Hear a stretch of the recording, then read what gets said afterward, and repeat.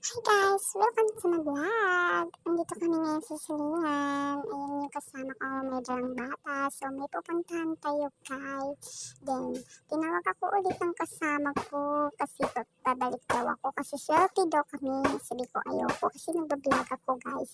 Ayun guys, pupunta tayo guys. Then, may tao pala sa CR. Bali, tinawag ako saan daw pupunta. Sabi ko, pupunta ko doon sa may tubigan kasi may gagawin ako. So, ayan yung bahay niyan guys. So, doon na tayo. Ilagay muna natin yung sapon dito sa kilid-kilid lang natin. So, guys, kinuha ko yung galon kasi ayun nga, lilinisan ko yung puwit niya. So, guys, andun naman tayo. Ilagay na muna natin yung sapon natin kasi yung kamuntay kasi gusto kong linisin. Nahugasan ko na pala yan guys.